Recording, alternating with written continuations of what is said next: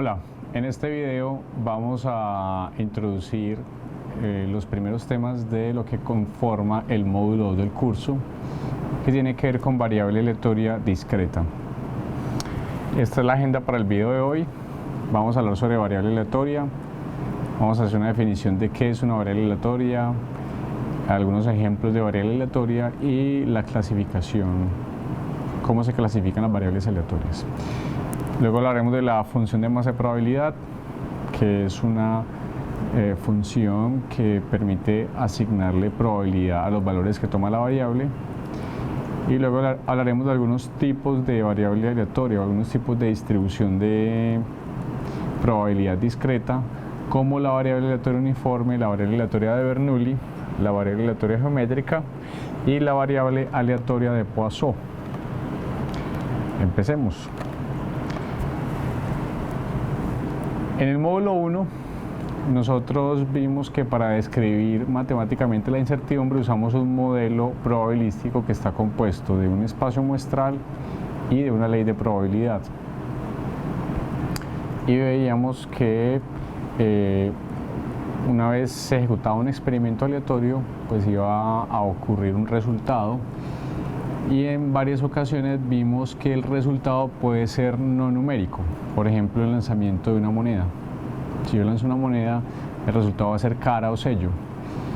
En algunas situaciones es conveniente hacer un mapeo de esos resultados que pueden ser no numéricos a un resultado numérico. Y ya una vez teniendo valores numéricos asociados a resultados aleatorios, podemos aplicar ciertas herramientas matemáticas que no hemos aplicado hasta ahora. Como ustedes van a ver a partir de este video y hasta el último video del módulo 2, inclusive los videos del módulo 3 también, lo que vamos a ver es que muchos de los conceptos que vamos a ver acá son los mismos conceptos que vimos en los videos del módulo 1, solo que vamos a introducir una notación nueva asociada al concepto de variable aleatoria. Pero entonces, ¿qué es realmente una variable aleatoria? Para explicarlo voy a utilizar aquí una pequeña representación gráfica. Vamos a considerar que tenemos un espacio muestral, bien,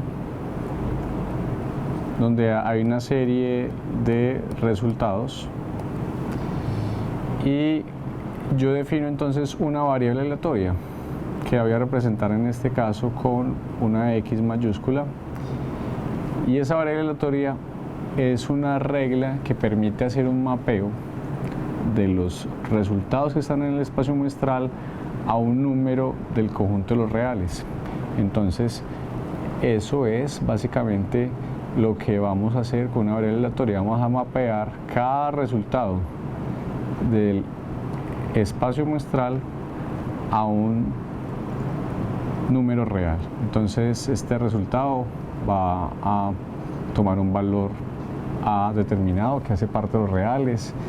Este resultado, por ejemplo, podría tomar otro valor, un valor B. Es posible que una vez especificado el mapeo, dos resultados del espacio muestral sean mapeados a un mismo número real. Eso es posible. Lo que no va a ser posible es lo contrario, que un mismo que yo pueda mapear un resultado a dos números reales distintos. Eso no es posible. Bien, entonces cada resultado del espacio muestral será mapeado a un número real. Muy bien. De forma general, eso es una variable aleatoria, es un mapeo de los resultados del espacio muestral a los números reales. Desde el punto de vista matemático es una función. ¿Sí? Esto coincide con la definición de una función. X es una función que hace un mapeo del espacio muestral a el conjunto de los reales. ¿Bien? Decimos que los valores que toma la variable aleatoria son los valores, estos números reales a los cuales se está haciendo el mapeo. O sea, de alguna manera el rango de la función de la variable aleatoria son los valores que toma la variable. Bien. ¿Cuál es el dominio? Pues el dominio es el espacio muestral. Esa es la definición conceptual general de variable aleatoria. Veamos algunos ejemplos para ir entendiendo un poco mejor este concepto de variable aleatoria. Considere que se lanza 2 veces un dado de 4 lados. Ese es un ejemplo que ya hemos repasado aquí bastante. Ya conocemos el espacio muestral, es esta malla de 16 puntos, cada punto representa un posible resultado.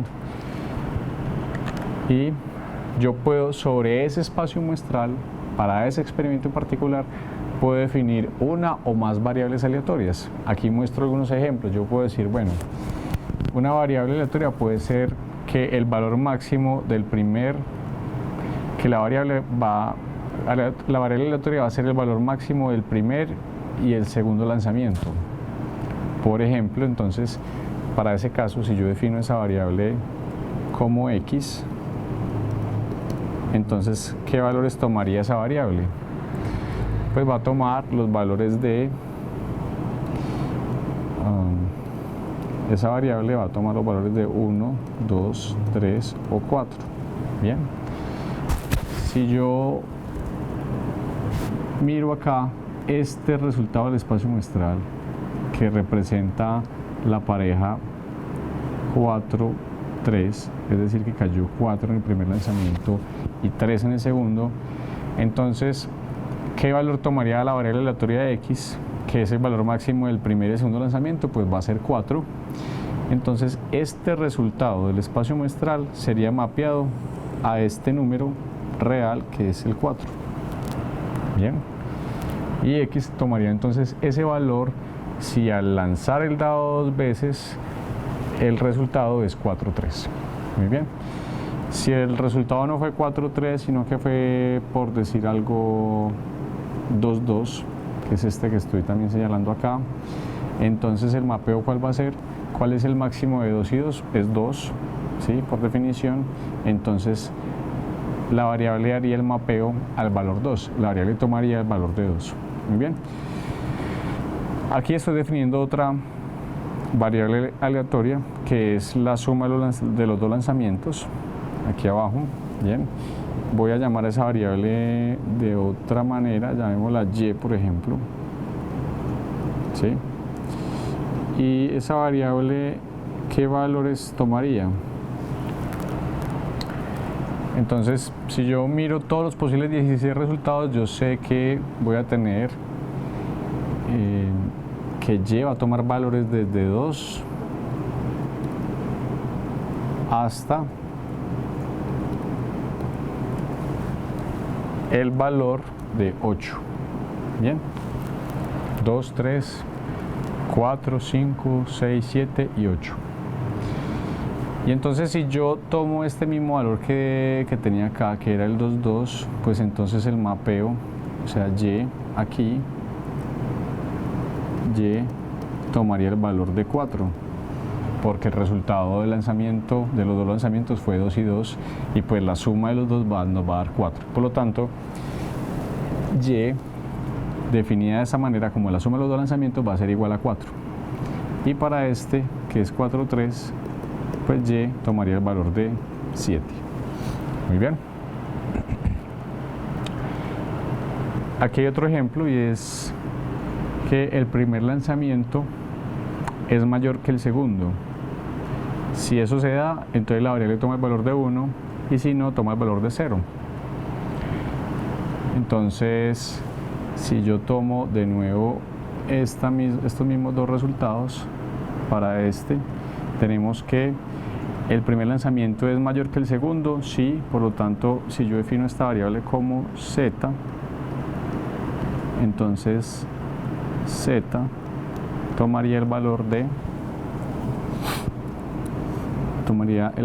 1, y para este resultado de acá, que es 2, 2, donde el primer lanzamiento no es mayor que el segundo, entonces z tomaría el valor de 0.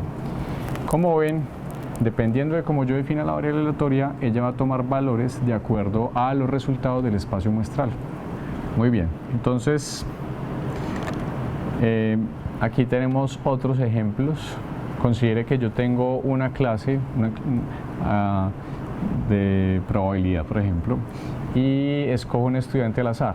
Entonces, ¿cuál sería el resultado de ese experimento? En ese caso, el resultado del experimento no es numérico, es un estudiante. Yo escogí de forma aleatoria un estudiante y yo puedo definir variables aleatorias sobre ese experimento. Yo puedo decir, por ejemplo, que una variable aleatoria que podríamos llamar X es el promedio académico acumulado del programa de un estudiante de la clase. Eso es una variable aleatoria que está bien definida porque está haciendo efectivamente, va a ser un mapeo de cada resultado del espacio muestral, que es un estudiante, a un valor real, a un número real, bien, que es el promedio académico acumulado del programa para ese estudiante que se escogió al azar. Yo también podría definir otra variable sobre ese mismo experimento Y, que es el número de veces que un estudiante de la clase ha repetido el curso. Es posible también. Observen que esta variable X toma valores enteros. Esta variable X toma valores con parte decimal, ¿cierto? Ahí tiene parte decimal, porque yo en general voy a tomar valores desde 0.00 hasta 5.00, ¿cierto? Si considero dos cifras decimales para el promedio acumulado. Y en cambio la variable Y va a tomar valores enteros, seguramente desde 0 hasta 3, si es que la universidad tiene normas tan laxas como para permitir que el estudiante repita el curso 3 veces. Bien. El peso en kilogramos de un estudiante de la clase. Esa es otra posible variable aleatoria que yo puedo definir sobre este experimento.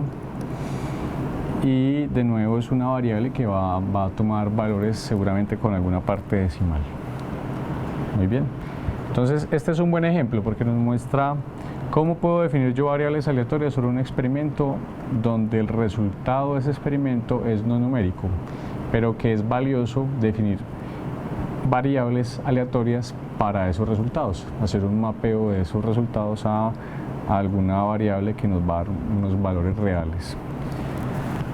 Muy bien, esto nos permite entender un poco la importancia del concepto de variable aleatoria. Ahora, hay dos tipos de variable aleatoria. Una es la variable aleatoria discreta, la otra es la variable aleatoria continua, y la diferencia radica es en los valores que toma cada una de ellas, en el tipo de conjunto que es el rango de cada variable. En el caso de la variable aleatoria discreta, los valores de la variable forman un conjunto que es contable.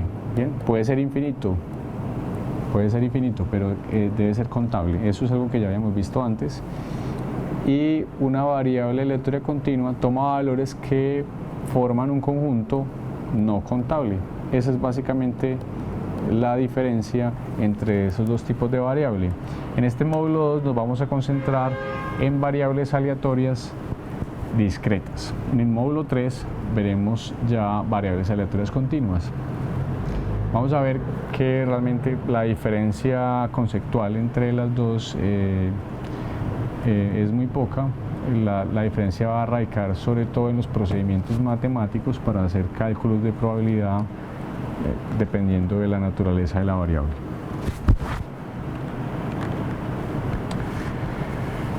Bueno, entonces, ¿qué hemos dicho hasta ahora? Hemos dicho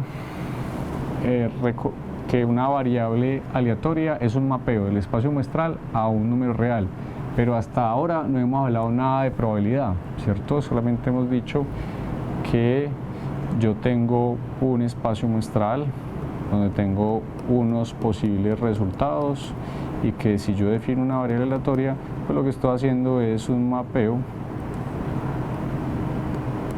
al conjunto de los reales. Bien, hasta aquí no hemos hablado de probabilidad. Recuerden que un modelo probabilístico está compuesto de el espacio muestral, que es lo que estamos mostrando aquí, pero también de la ley de probabilidad. Entonces, el espacio muestral va a estar representado por los valores de la variable aleatoria. ¿Dónde entra la ley de probabilidad? Para tener un modelo probabilístico completo usando ya notación de variable aleatoria.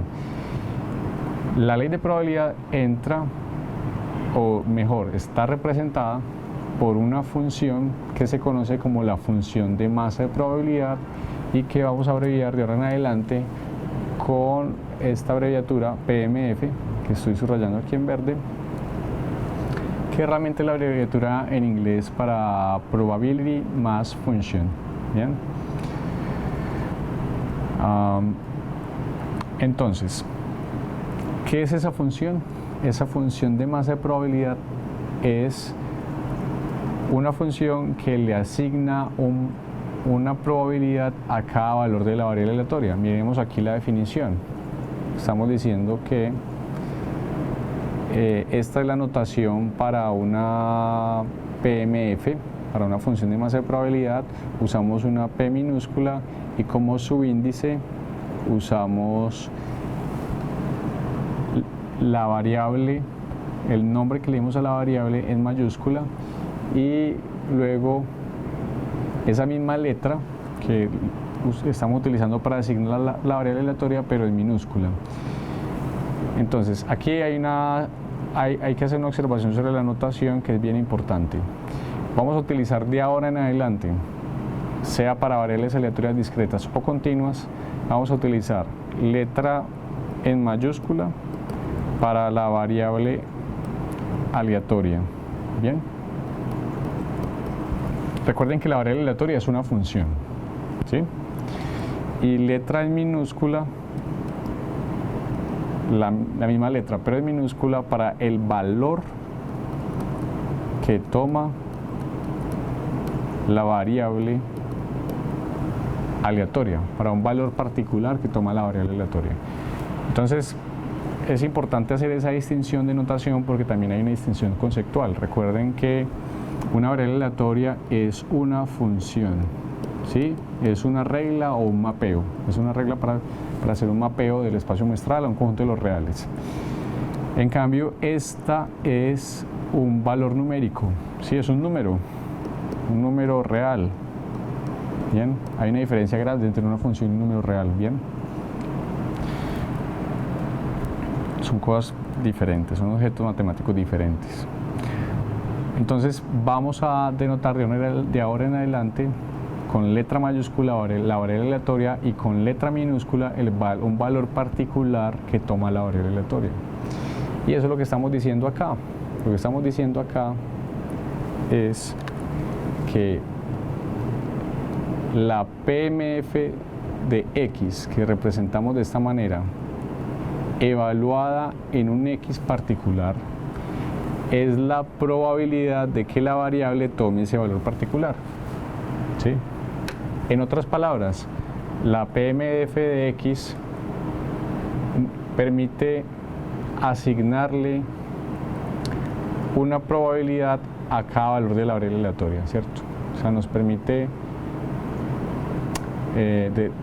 definir la probabilidad de cada valor de la variable aleatoria. Eso es la PMF, función de masa de probabilidad.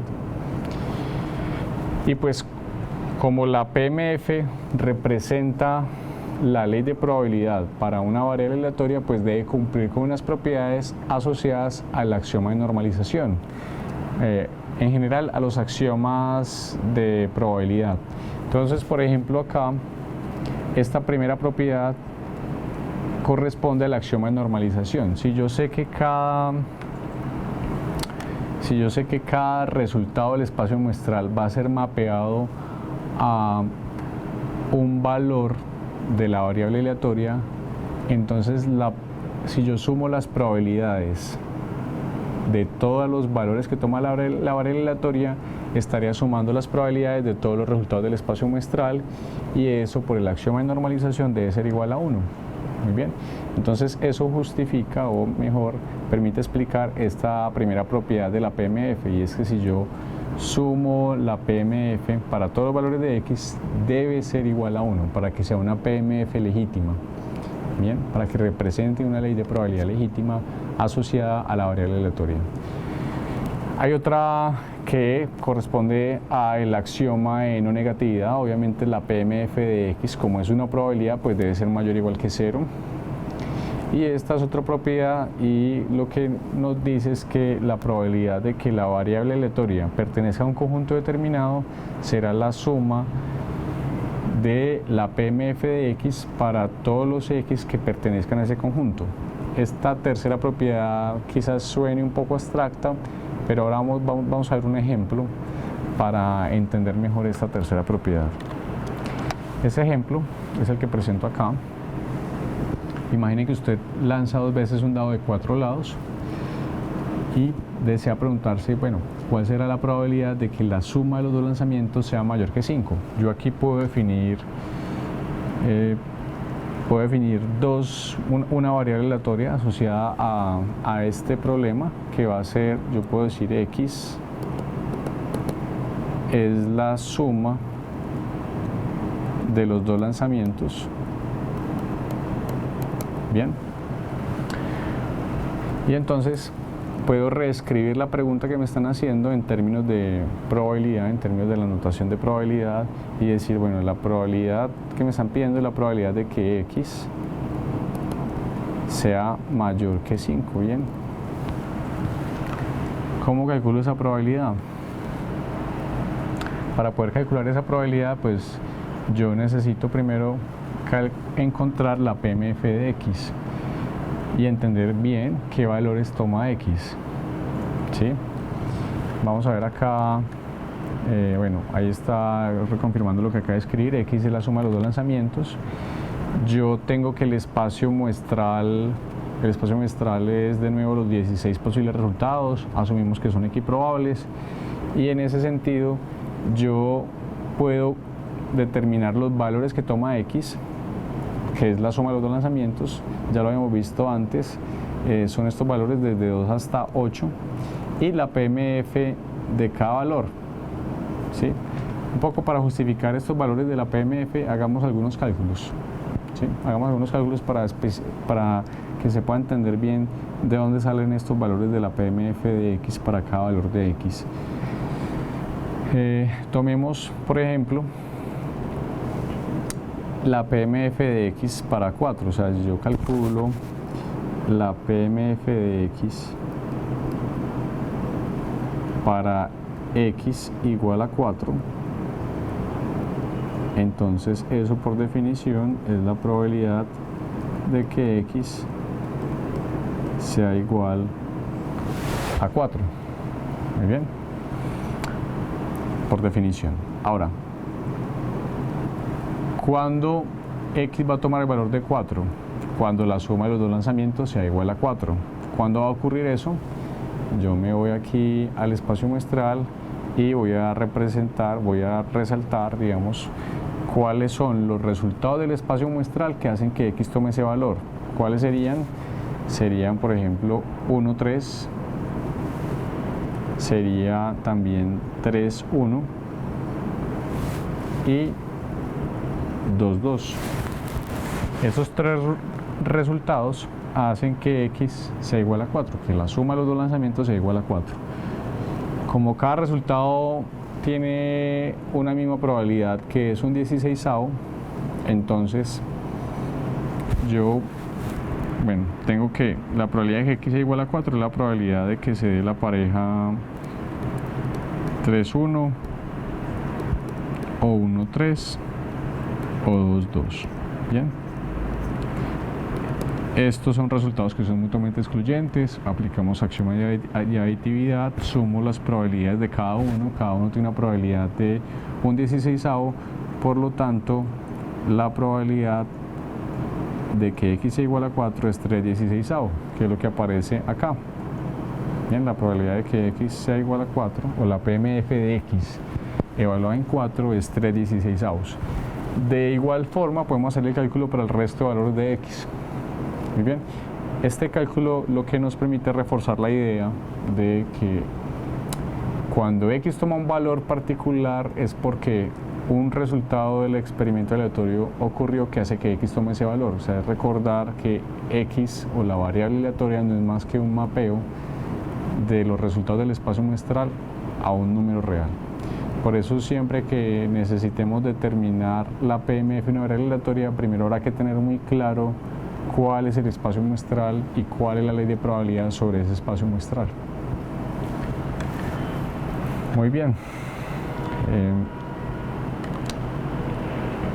Ya para responder la pregunta, tenemos entonces que la probabilidad de que la suma de los dos lanzamientos sea mayor que 5, como habíamos visto ya, se expresa de esta manera y pues será usando esta propiedad de acá,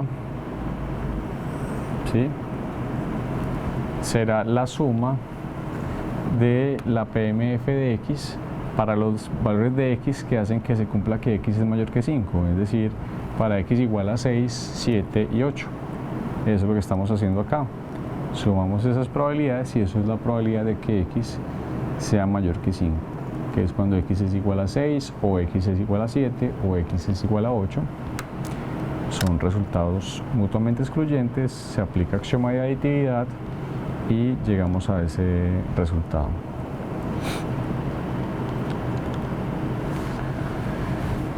Muy bien.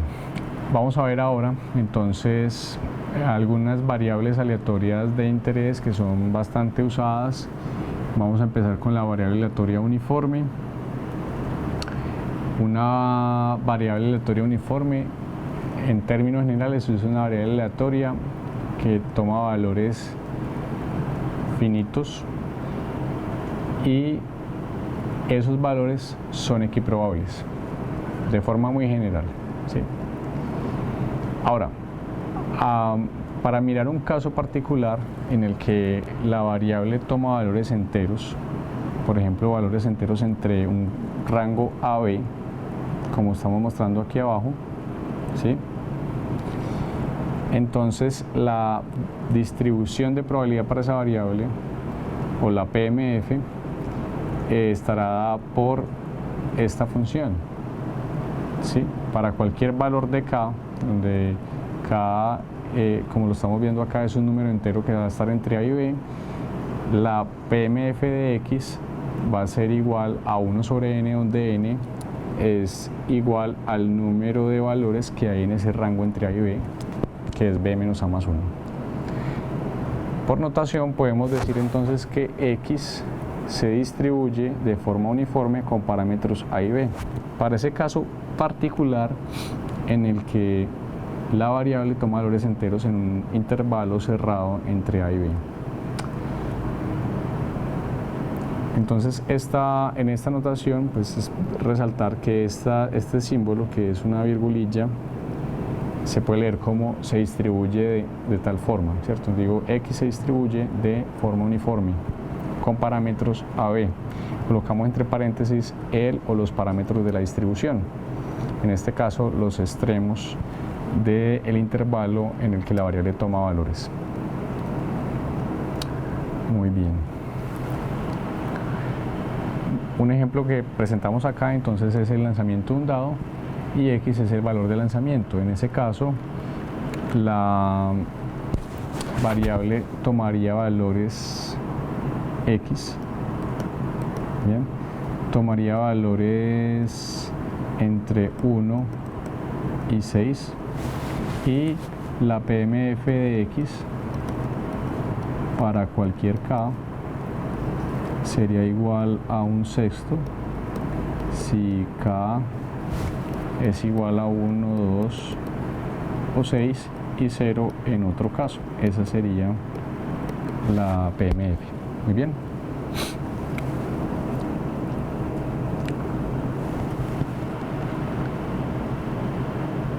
Esto asumiendo obviamente que el dado es justo. Ahora hablemos de la variable aleatoria de Bernoulli.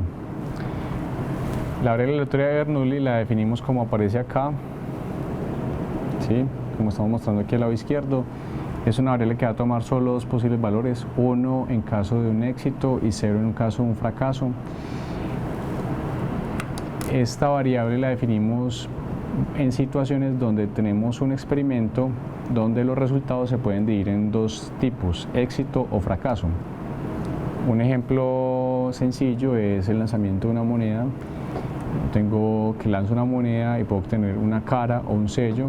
Yo podría definir como éxito el que caiga cara y como fracaso el que caiga sello, y entonces asignar 1 cuando cae cara y asignar 0 cuando cae sello. Pero no necesariamente el experimento tiene que tener solo dos posibles resultados. El experimento puede tener más resultados, simplemente que se puedan clasificar en dos categorías, una éxito y otra fracaso. Por ejemplo, el estado de un semáforo.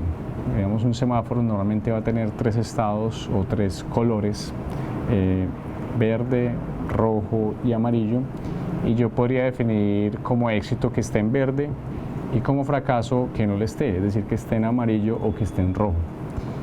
Bien. Ya la distribución de probabilidad o la PMF para esa variable se define como aparece acá.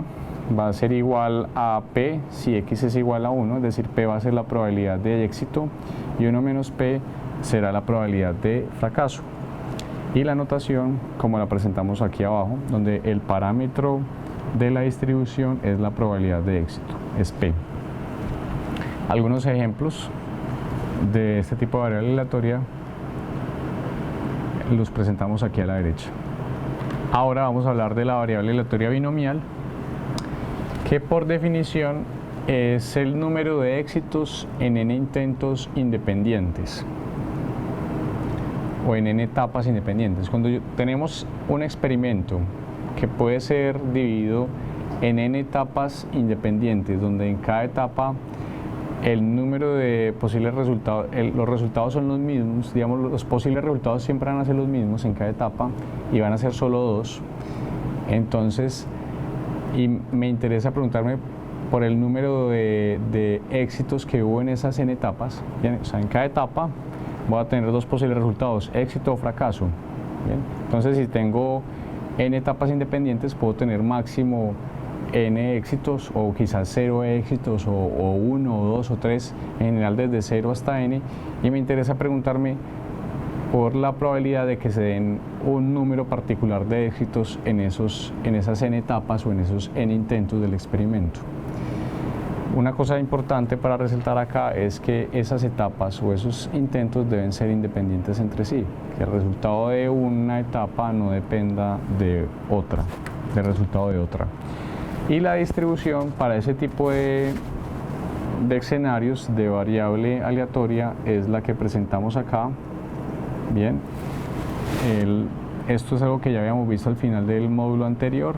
Sabemos que entonces la PMF de X para un K particular o para un número de éxitos, para K éxitos, bien, para K éxitos, será la combinación de n en K por P a la K por 1 menos P a la n menos K. Muy bien, aquí lo importante es entender muy bien qué significa cada uno de los elementos que componen esta expresión de la PMF binomial, ¿cierto? N es el número de intentos, K es el número de éxitos, P es la probabilidad de éxito. Muy bien. Obviamente K va a estar entre 0 y n, ¿cierto? Puedo tener 0 éxitos o máximo n éxitos. Y la notación, como la presentamos aquí abajo, donde los parámetros de la distribución son n, el número de intentos, y p, la probabilidad de éxito en cada intento o en cada etapa, que debe ser la misma. Aquí presentamos entonces una gráfica que ilustra una distribución binomial cuando n es igual a 10 y la probabilidad de éxito es igual a 0.5.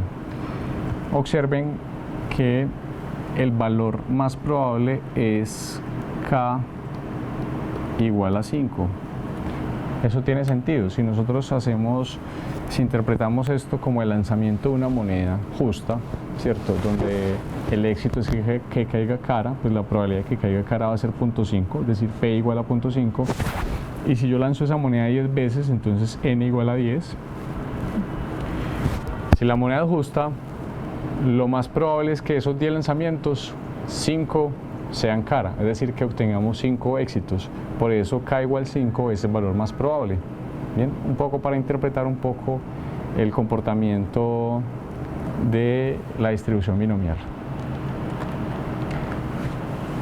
Aquí tenemos otro ejemplo en el que decimos, bueno, tenemos un canal de comunicación en el que se transmiten n bits, la probabilidad de error en cada bit es independiente e igual a p, y si x representa el número de errores en la transmisión, entonces ¿cuál es la PMF de x? Como ustedes pueden ver, el problema está descrito de forma que encaja muy bien con el tipo de problemas que pueden ser modelados con una variable binomial, que tenemos n etapas independientes, donde cada etapa es el analizar cada bit y mirar si tiene error o no. Ese va a ser el éxito, que haya un error, y el que haya un error en un bit particular no depende de otros bits, es decir, las etapas son independientes. Conozco la probabilidad de éxito, conozco a n, entonces la PMF de x es una PMF binomial. Y ya para estos valores particulares de p igual a 10 a la menos 6 y n igual a 10, pues entonces el cálculo de la probabilidad lo haríamos usando la PMF, es decir, la PMF de x evaluada en 3, porque me están preguntando por 3 errores o 3 éxitos, será entonces la combinación de 10 en 3 por 10 a la menos 6 a la 3 por 1 menos 10 a la menos 6 por a la 7. ¿Bien? Esto es simplemente usando la definición de PMF binomial. Si hacemos ese cálculo, pues vamos a llegar a la probabilidad por la cual nos están preguntando. Ahora hablemos de otra variable, la variable aleatoria geométrica, que está relacionada de alguna manera con la variable binomial y con la variable de Bernoulli. La variable aleatoria geométrica, por definición, va a ser el número de intentos o el número de etapas hasta el primer éxito. Entonces, esa variable pues va a tomar valores desde 1 hasta infinito en general, porque yo podría, si considero, tomando un ejemplo sencillo, el lanzamiento de una moneda, sería decir, bueno, ¿cuántas veces tengo que lanzar la moneda para que aparezca cara? Si considero que cara es mi éxito, ¿cierto? Es posible que en el primer lanzamiento o el primer intento, es decir, x igual a 1, yo obtenga un éxito, ¿bien? O es posible que tenga que hacer 2 lanzamientos o 3 o muchos, ya hasta, en general hasta infinito, ¿bien? Entonces, eso es un ejemplo que nos permite ilustrar muy bien qué es la variable aleatoria geométrica. Aquí mostramos cuál sería la distribución entonces para esta variable. Si nosotros sabemos que, si nos preguntamos por la probabilidad de que se tengan que hacer k intentos para llegar al primer éxito, pues es porque los primeros k-1 intentos fueron fracaso. ¿Y cuál es la probabilidad de que los primeros k-1 intentos sean fracaso?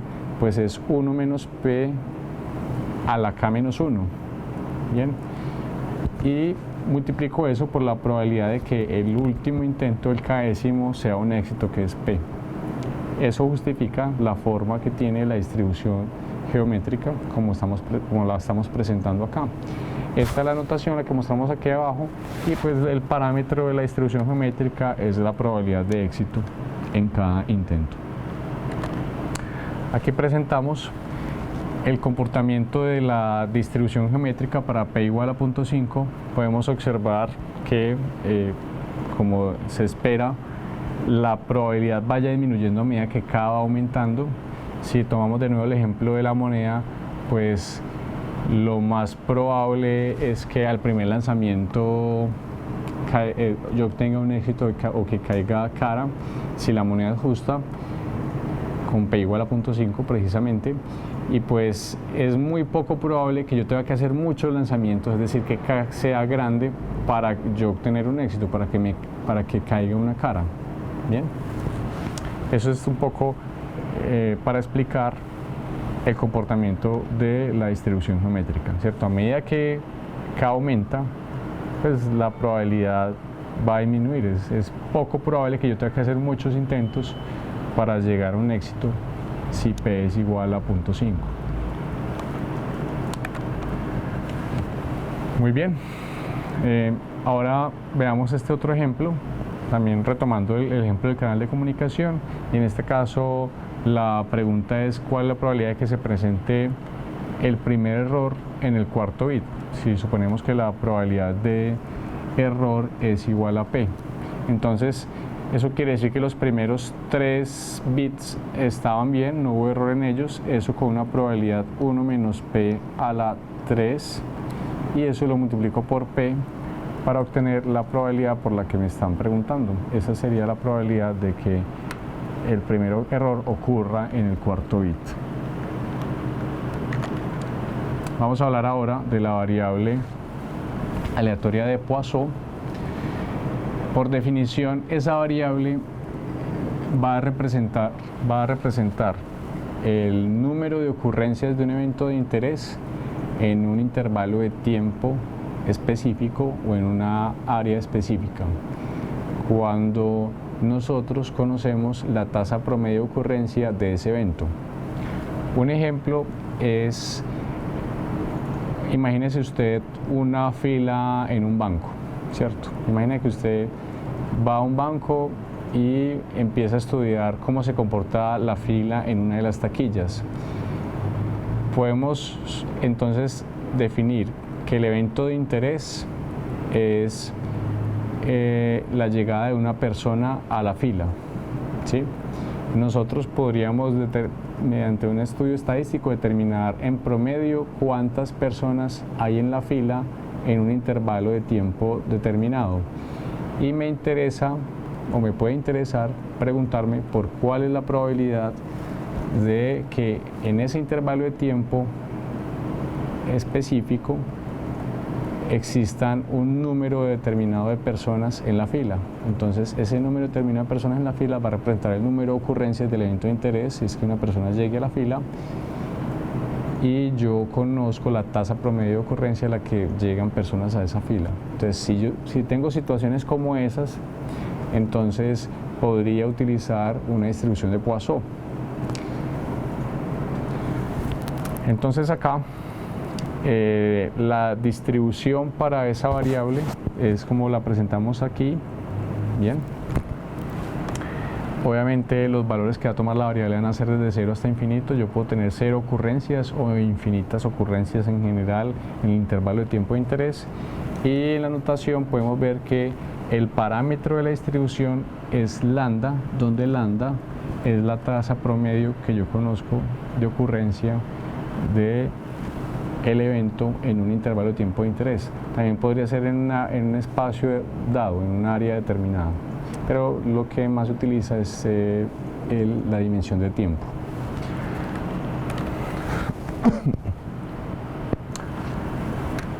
Ahora presento aquí una gráfica que muestra el comportamiento de la variable de Poisson, o la distribución de Poisson, para lambda igual a 0.5.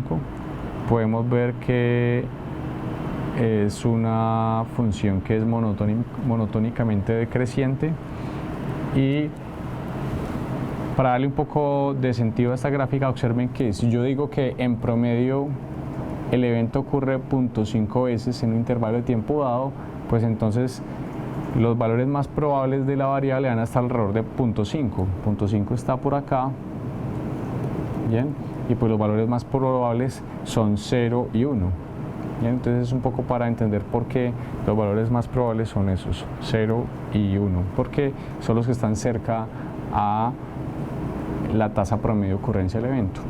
Y pues a medida que me voy alejando de esa tasa promedio de ocurrencia del evento, pues los valores van a ser siendo menos probables, van a tomar una probabilidad más pequeña.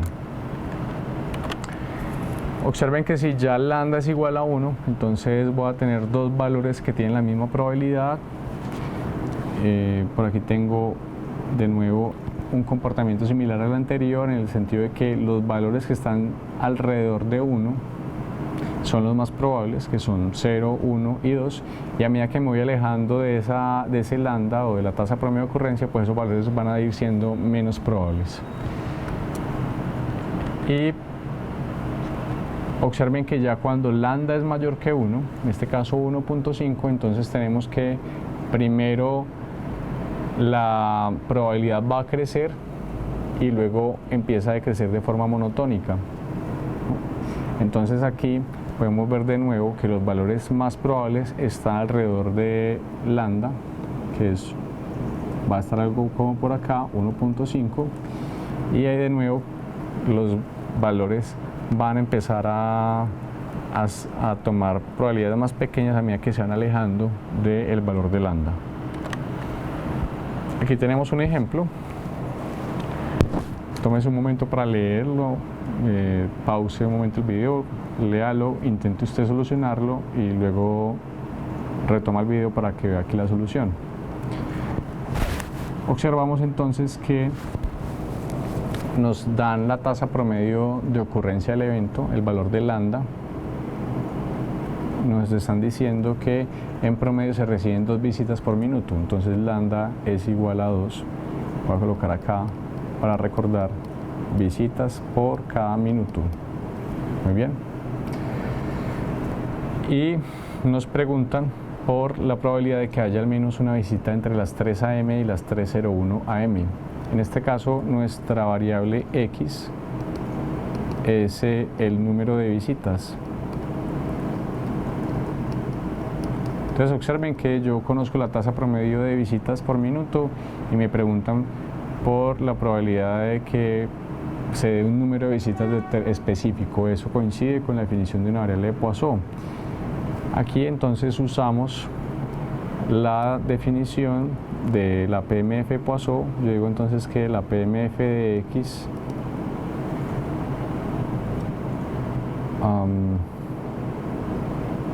bueno, antes de eso, miren que la primera probabilidad por la que me preguntan es que haya al menos una visita. Entonces vamos a expresar esa probabilidad en términos de la notación de variable aleatoria. ¿Sí? Vamos a decir acá entonces que esa primera pregunta la puedo escribir como la probabilidad de que X sea mayor o igual que 1. Bien, esa es la probabilidad de que haya al menos una visita, la probabilidad de que X sea mayor o igual que 1. Y esto, si yo lo quisiera calcular, entonces sería, pues si lo quiero calcular de forma directa, sería la probabilidad de que X sea igual a 1 más la probabilidad de que X sea igual a 2 más, y así hasta el infinito y quizás más allá.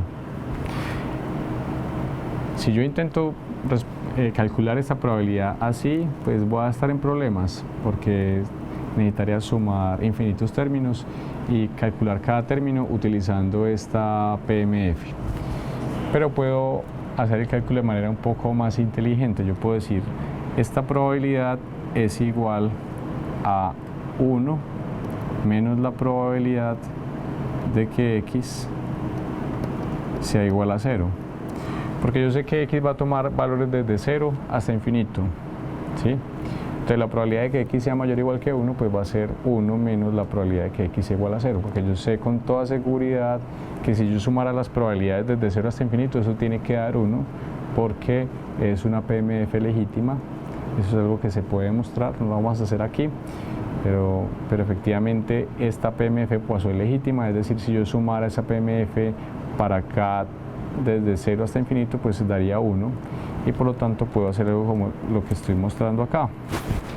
Y ya esto es más fácil de calcular porque la PMF de X evaluada en 0 es por definición E a la menos lambda, donde lambda es 2, por lambda a la K, es decir, 2 a la K, que es 0, que lo estoy haciendo para que X igual a 0, sobre 0 factorial. Como sabemos que 0 factorial por definición es 1, esto nos queda como 1 menos E a la menos 2. Y esa sería la respuesta para esa primera pregunta. Para la segunda pregunta el razonamiento sería el mismo, solo que ya no sería la probabilidad de que x sea mayor o igual que 1, sino que x sea mayor o igual que 2. Pero la forma de cálculo sería básicamente la misma, así que no lo vamos a hacer aquí. Para terminar, queremos hacer una anotación sobre la relación que existe entre la variable binomial y la variable de Poisson. Aquí estoy presentando dos gráficas. Una representa la variable binomial con n igual a 10 a la 5 y p igual a, esto realmente aquí es 10 a la menos 4. ¿Sí? Con p igual a 10 a la menos 4. Y al lado derecho estoy presentando una variable de Poisson con lambda igual a 10. Si ustedes comparan las dos gráficas son idénticas, ¿sí? Son muy parecidas. Ahora, ¿por qué ocurre esto? Porque cuando n es grande, cuando n toma valores grandes, por ejemplo 10 a la 5 como lo estamos viendo aquí, y p toma valores pequeños como por ejemplo 10 a la menos 4, entonces la variable binomial puede ser aproximada por la variable de Poisson con lambda igual a n por p. Observen que n es igual a 10 a la 5 y p es igual a 10 a la menos 4. Si las multiplico obtengo lambda igual a 10. ¿Sí? Eso es lo que estoy diciendo aquí abajo. La variable binomial, la distribución binomial, que es esta, que ya la habíamos presentado antes, puede aproximarse por la distribución de Poisson, que es esta, usando esta convención, lambda igual a n por p, cuando n toma valores grandes y p toma valores pequeños.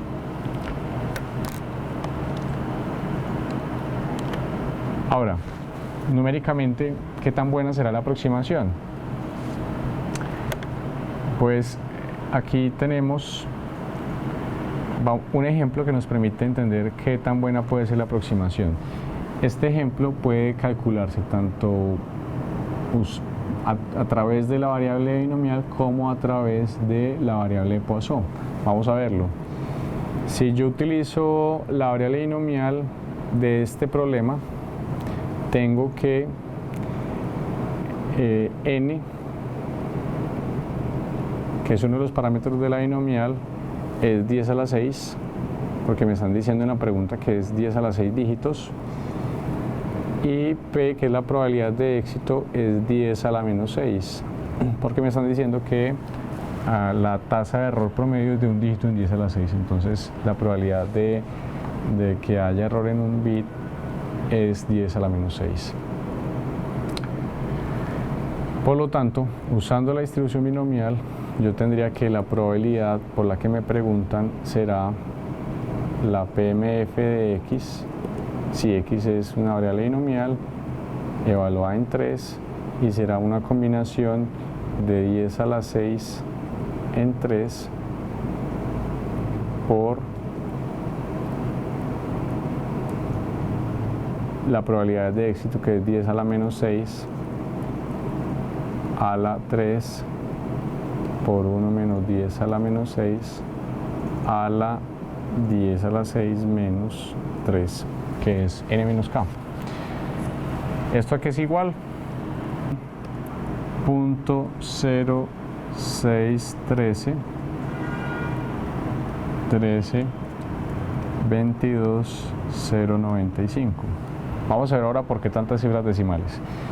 Si lo hacemos a través de la variable de Poisson, entonces lambda será igual a n por p, es decir, lambda igual a 1, y en ese caso la variable x sería una variable de Poisson, entonces la PMF de nuevo la evalúo en 3, pero en este caso sería e a la menos lambda, es decir, e a la menos 1 por 1 a la k, es decir, 1 a la 3 sobre